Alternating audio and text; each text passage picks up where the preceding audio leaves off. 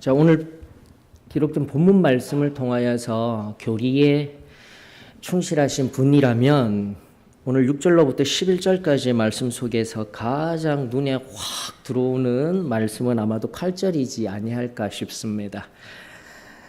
우리가 잘 알듯 성령의 은혜 받아 하나님의 크고 놀라운 일을 행하는 이 놀라운 역사, 잘 알고 있으시듯 저와 여러분들의 놀라운 역사가 되어지기를 원합니다. 그러나 오늘 이 시간에는 7절, 8절은 이제 다음번 강의에서 한 번 더 연하여서 다루도록 하고요. 지금 이 6절에서 11절까지의 가장 중요한 절은, 이 본문에서 이야기하는 가장 중요한 절은 바로 때에 관한 이야기입니다. 즉, 때와 함께 지금 이 장소에서 무슨 일이 일어나고 있느냐, 특별히 하나님 말씀의 중요한 한 교훈인 승천에 관한 말씀이 중요한 키워드예요. 특별히 우리 소망교회 위에 승천에 관한 의미가 무엇인지 우리가 잘 모르고 지나칠 때가 많은데, 성경 속에 끊임없이 등장하는 하나님의 영광, 하나님의 영광, 하나님께 영광을 올려드리세, 그 영광 돌려드리세 하던 그 영광 속에 속한, 특별히 우리들에게는 강화된 십자가 보혈의 은혜로 말미암은 구원의 사건.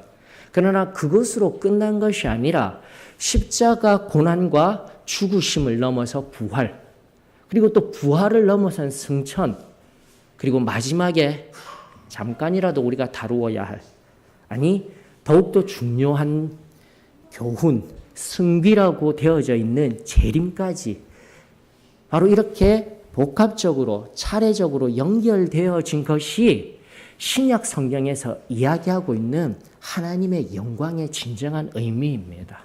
그러므로 오늘 이 시간 다시금 6절에 그들이 모였을 때에 일어난 사건, 그리고 9절 이 말씀을 마치시고 일어난 사건들이 바로 승천에 관한 말씀입니다 라는 것을 기억하시면서 오늘 승천에 관한 예수 그리스도께서 하늘로 올라가신 그 의미가 무엇인지를 깊이 깨달아 그전날 나에게 부어주셨던 은혜, 순전하고 단순하였던 그 은혜에서 말씀을 통해서 확장하여서 오늘도 이 말씀과 이 진리가 얼마나 귀한지 하나님 앞에 감사함으로 엎드릴 수 있는 귀하고 복된 시간이 되어지기를 주의 이름으로 축원합니다. 자, 먼저 한 구절의 말씀 좀 더 보십시다. 신명기, 구약에 있는 신명기 마지막 장 34장 5절로부터 있는 7절의 말씀을 먼저 한번 보십시다. 이에 여호와의 종 모세가 여호와의 말씀대로 모압 땅에서 죽어 벳부을 맞은편 모압 땅에 있는 골짜기에 장사되었고 오늘까지 그의 묻힌 곳을 아는 자가 없느니라. 7절이 중요합니다. 모세가 죽을 때 나이 120세였으나 그의 눈이 흐리지 아니하였고 기력이 쇠하지 아니하였더라. 우리가 늘 보았던 말씀임에도 불구하고 하나의 생각은, 좀 더 깊은 생각과 관찰은 없었던 것 같습니다. 자, 오늘 이 시간 먼저 결과적으로 드릴 진리의 정의는 뭐냐면 모세의 죽음은 신비입니다라는 거예요, 여러분. 이게 이제 끄집어 올려져야 합니다. 유다서의 17절, 7절로 기억하고 있는데 천사장 미가엘과 사탄이 모세의 시체를 두고 싸우는 장면도 있어요. 성경을 보았을 때 모세의 죽음과 관련된 것들은 모든 것이 신비해요. 왜 제가 7절이 중요하다고 하였습니까? 나이가 120세나 되었음에도 불구하고 그의 눈은 흐리지도 아니하였고 기력도 쇠하지 아니하였다라고 하였어요. 의문을 가지셨어야 되었어요. 그냥 120살이 되어서 자연적으로 돌아가셨구나라고 하기에는 성경은 그렇게 우리들에게 이야기를 하지 않고 있다라는 거죠.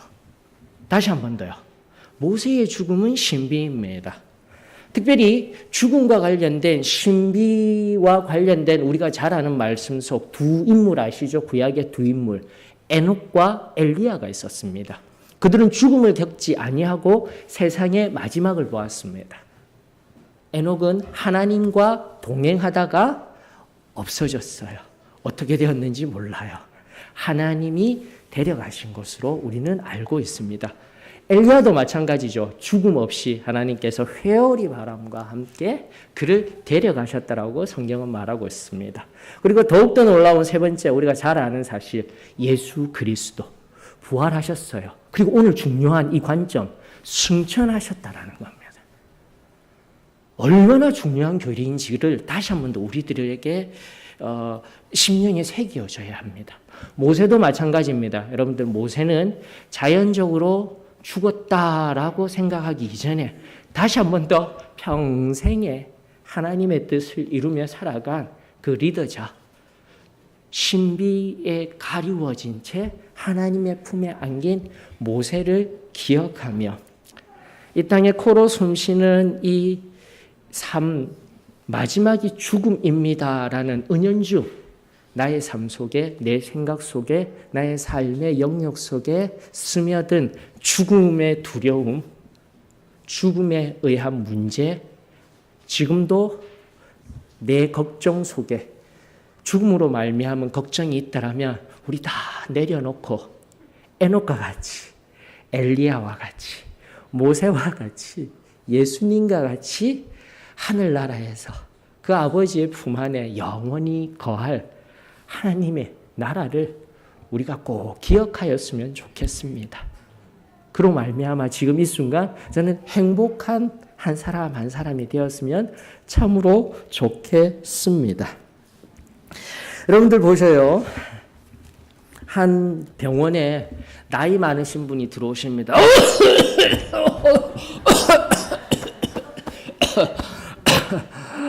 아이고 허리야, 아이고 다리야, 의사 선생님 제가 너무 허리도 아프고요, 다리도 아프고요, 배도 안 좋은 것 같고요. 이러고 오신 한 분이 계시다라고 우리 한번 생각해 보십시다. 이미지를 그려 보십시다.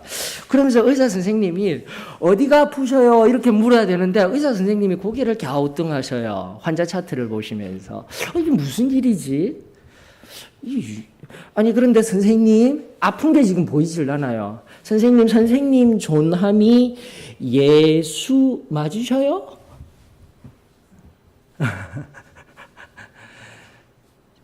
콜록콜록거리시면서 나오신 분이 예수님이셔요. 예수님.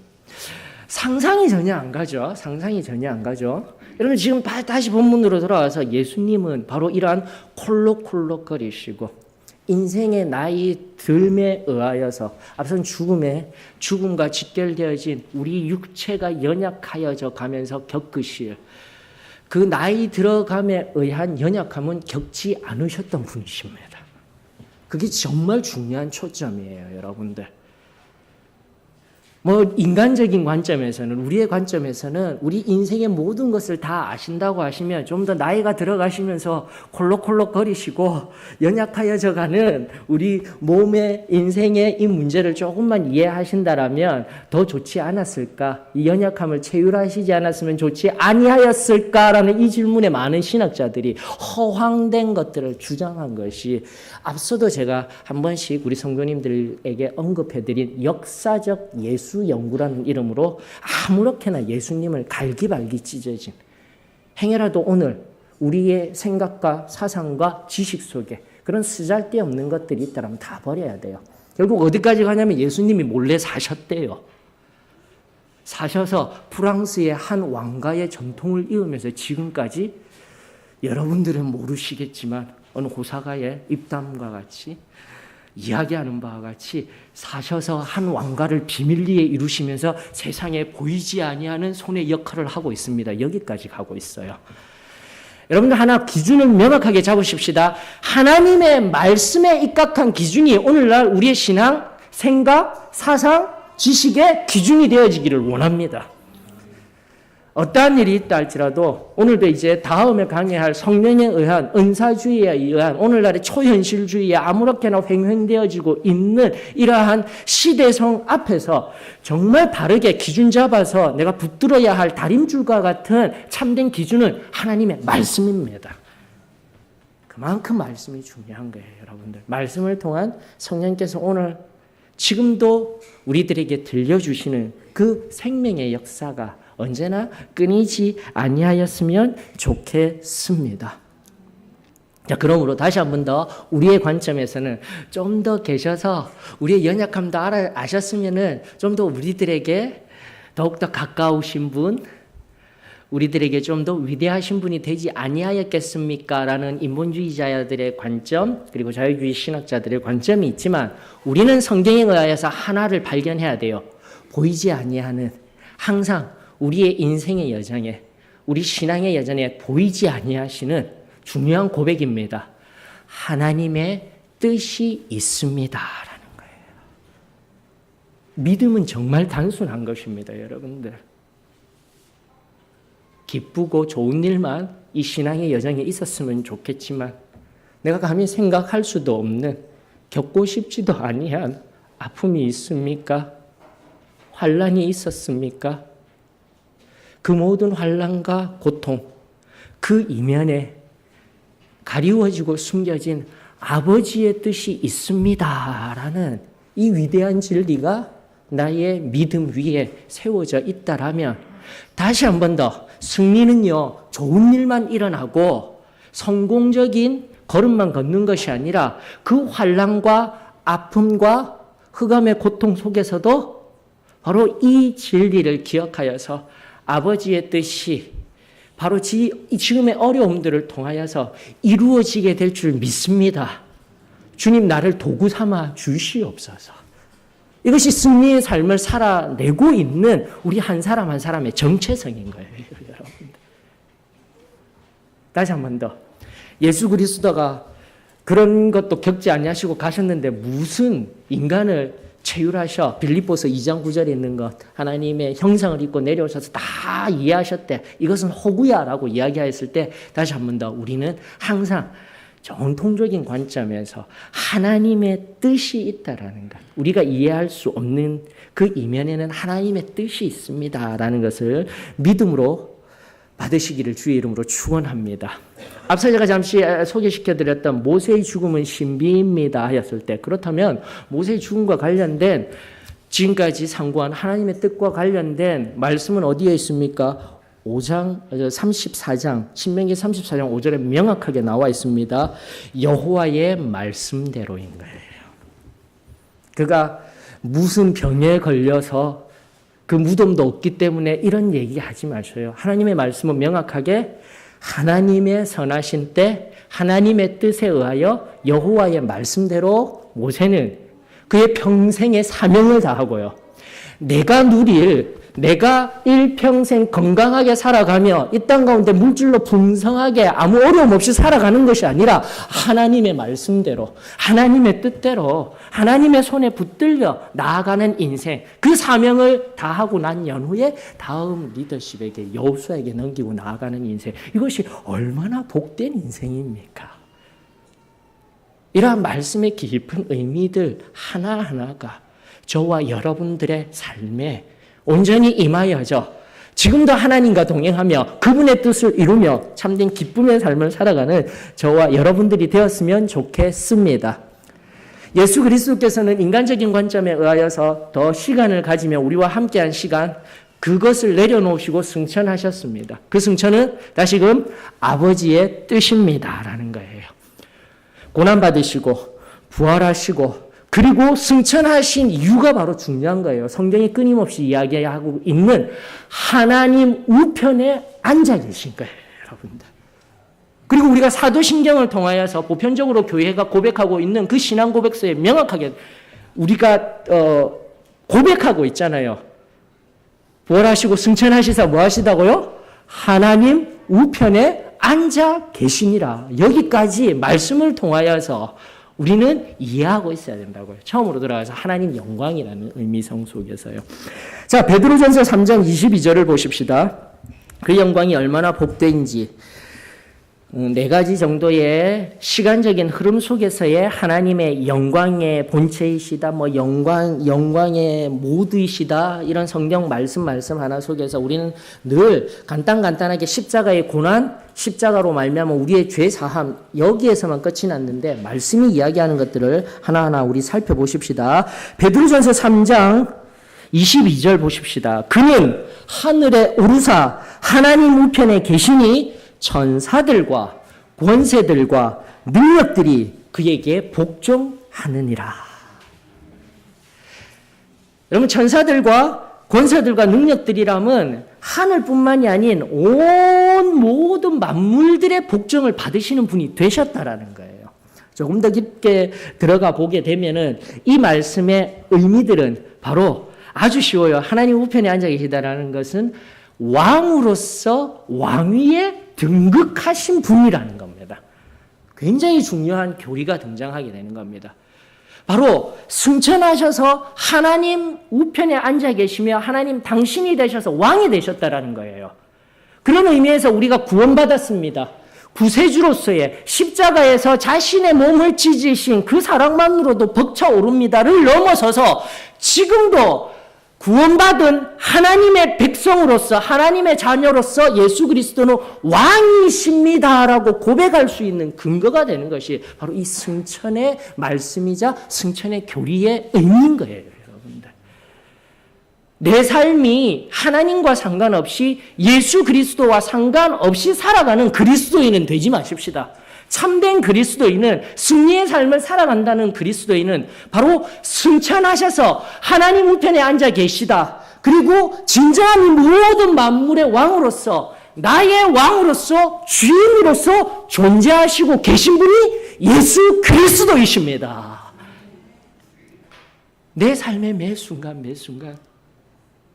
기록된 하나님의 말씀, 지금도 선포되어지는 여기에서의 이 말씀, 그리고 내가 눈으로 직접 보며 또 내 심령 속에 임박히고 있는 그 말씀들 하나하나에 당연함으로 순종해야 할 의무가 우리들에게 있다라는 것이에요. 앞선 하나님의 뜻과 어우러져서 하나님의 뜻에 철저히 자기 몸을 내어드리며 순종하셨을 때, 그리고 나 조금 더 이 사랑하는 제자들과 아직 부족한 이 제자들과 아직도 연약하여서 아파하고 신음하고 있는 이 제자들과 나를 따르는 이들과 함께하면 아버지 안 될까요? 안 될까요? 그러나 아버지의 뜻은 승천하셔서 하나님 우편에서 이 모든 만물을 통치하시는 왕으로서의 필연성이 있어야 한다는 것. 곧 그것이 우리에게 주시는 하나님의 은혜입니다. 이것이 깨달아져 오늘 이 시간 하나님 앞에 감사함으로 올려드리는 저와 여러분들이 되었으면 좋겠습니다. 첫 번째, 예수 그리스도는 왜 우리가 그냥 왕이십니다, 왕이 되셨습니다가 아니라 바로 승천하셔서 하나님 우편에 앉으심, 그것이 바로 나의 왕이 되십니다라는 중요한 하나님 말씀의 교훈입니다. 우리 말씀 가운데 새겨져야 할 중요한 진리입니다라는 것을 고백할 수 있기를 원합니다. 자, 두 번째 또 의미들을 보아야 합니다. 로마서 8장 34절입니다. 제가 이 부분은 이제 이번 주 한 주 동안 외울 로마서 8장 26절, 로마서 8장 26절은 여러분들 잘 알고 계세요. 성령께서 우리를 위하여 친히 간구하십니다. 중보자 되십니다라고 하시는 그 말씀은 외우시기도 하시고 이번 주에도 외워야 하며 내가 잘 알고 있는 말씀인데 34절을 많이 놓치고 있어요. 성령 하나님뿐만이 아니라 바로 예수 그리스도께서 승천하시고 하나님 오른쪽 우편에 앉으셔서 무슨 일을 행하시고 계시는지 바로 우리들에게 명확히 알려주시는 장면입니다. 로마서 8장 34절입니다. 다 같이 보십시다. 누가 정죄하리요? 죽으실 뿐 아니라 다시 살아나신 이는 그리스도 예수시니 그는 하나님 우편에 계신 자요. 다 같이요. 우리를 위하여 간구하시는 자시니라. 이 얼마나 은혜가 되는지 모릅니다, 여러분들. 하나님의 나라는요, 이 땅의 나라하고는 전혀 달라요. 앞서 말씀드린 베드로전서 3장 22절만 바라보게 되면 뭔가 권위적인 것 같아요. 순종하래요. 복종하래요. 예수님도 그렇게 하셨으니 이것저것 다 빼버리고 그냥 믿음으로 하나님 뜻이니까 믿으세요 하는 것 같지만 한 번만 더 8장 34절의 의미들을 깊이 새기게 되면 하나님 나라는 전혀 달라요, 여러분들. 상상해 보십시오. 이 땅의 나라들은 왕은요, 우리 현대 오늘날 우리 대한민국이라는 나라에 가면 대통령은요, 명령하는 자일 뿐입니다. 우리를 위하여 강구하며 우리를 위하여 대신 이야기해 주는 자들은 밑에 대신들이나 해요.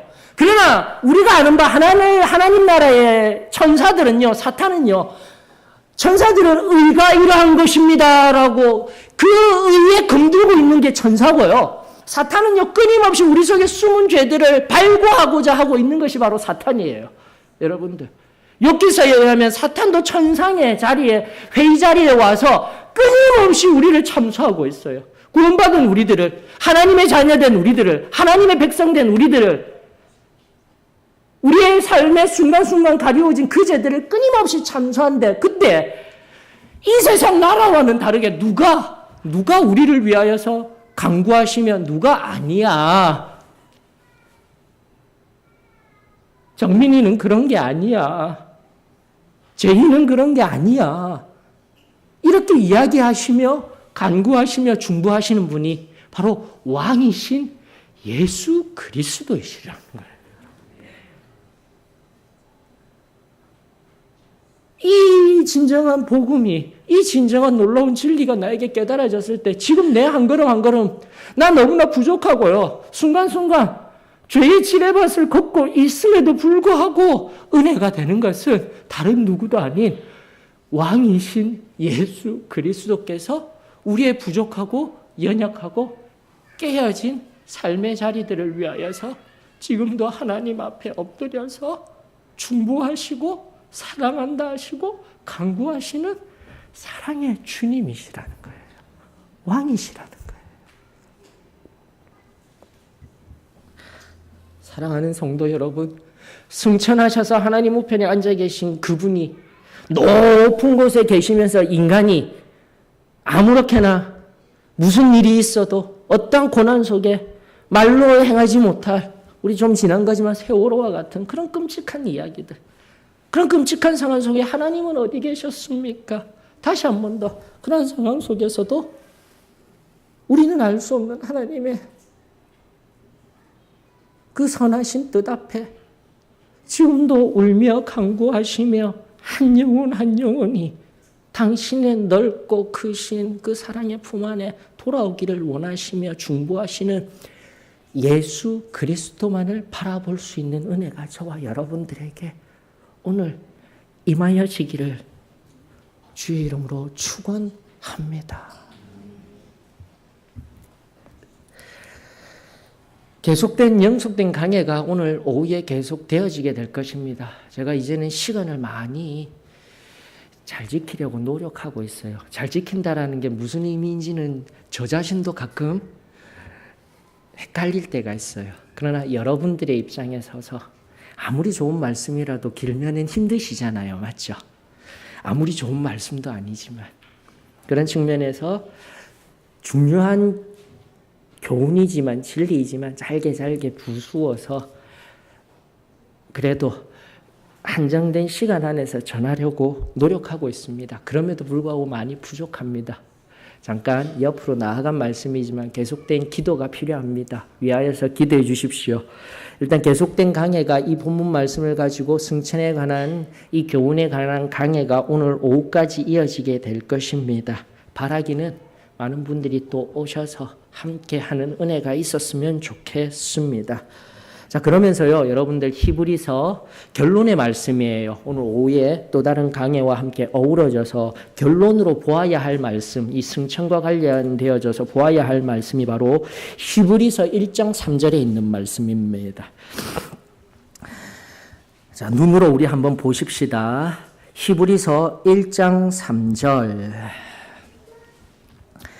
이는 하나님의 영광의 광채시요 그 본체의 형상이시니라. 그 능력으로 그의 능력의 말씀으로 만물을 붙드시며 죄를 정결하게 하는 일을 하시고 높은 곳에 계신 지극히 크신 이의 우편에 앉으셨느니라. 다시 한번 처음으로 돌아가십시다. 우리가 정말 하나님 앞에 은혜 받았습니다. 내가 구원받았습니다. 이 은혜에 의한 감사의 고백들이 끊임없이 일어나게 될 때마다 이제 결론적으로 이 히브리서의 말씀을 여러분들이 눈여겨보셔요. 다시 한 번 더 예수님께서 나의 죄를 위하여서 십자가에서 해받으신 것으로 끝난 것이 아니라 내 죄를 완전히 사하여 주시고 죽음을 이기시고 부활하신 주님, 그리고 나의 구세주가 되신 것, 나하고 오늘 승천하셔서 하나님 우편에 앉아 계시며 나의 삶에 주장하는 자가 아니라, 명령하는 자가 아니라, 하지 마라 말하는 자가 아니라 왕으로서 지금도 끊임없이 우리의 연약함을 간구하시며 보듬기를 원하시는 이 사랑의 왕이 저와 여러분들의 구세주 왕이 되어지기를 주의 이름으로 축원합니다. 다시 한번 더 단순하였던 우리 신앙의 고백에서 이 죄로부터 나를 해방하여 주시옵소서, 자유케 하여 주시옵소서. 오늘 이제 오후에도 잠깐 강해 드려야 되지만 죄에서 정결케 하시는 원죄로부터 내 안에 끊임없이 일어나고, 오늘날의 대부분의 문제들은 바로 원죄에 의한 내 안에 숨은 죄악의 씨앗들이 자라서 일어나는 문제의 시발점이 바로 거기에 있어요. 그러나 성령은 명확하게 이 죄들에 관한 것을 정결케 하시는 은혜가 우리 주 예수 그리스도께 있습니다. 이 놀라운 신앙이, 그리고 우리가 단순하게 받았던 그 체험적인 신앙이 오늘 저와 여러분들에게 지금 바로 이 시간에도 임하여지기를 원합니다. 그렇게 고백하며 죄를 회개하여 돌이켜 하나님 앞에 나아가게 될 때에 그 정결한 가운데 물 붓듯이 부으시는 성령의 그 뜨거운 은혜의 역사가 오늘 여기에 나오신 한 분 한 분 위에 새로워지기를 주의 이름으로 축원합니다. 우리 기대하십시다. 오늘날 막 성령은 막 이상하다라면 안 될 것 같아요. 막 눈에 보이게 현상적으로 일어나는 것이 아닙니다. 비둘기같이 순결하게 우리 마음에 찾아오셔서 우리를 붙드시는 분이십니다. 그 정결한 은혜의 역사가, 확실한 그 은혜의 역사가 오늘 믿음으로 말미암아 우리들 가운데 온전히 임하여지기를 원하오며, 진정한 그 왕이 다스리는 참된 평안이 저와 여러분들에게 임하여지기를 축원합니다. 187장입니다. 187장 하나님 앞에 찬송 올려 부르시면서 성령 하나님이 우리 한 사람 한 사람의 마음을 만지시며 참된 자유함의 은혜를 경험하는 귀하고 복된 시간이 되어지기를 원합니다. 찬송 187장입니다.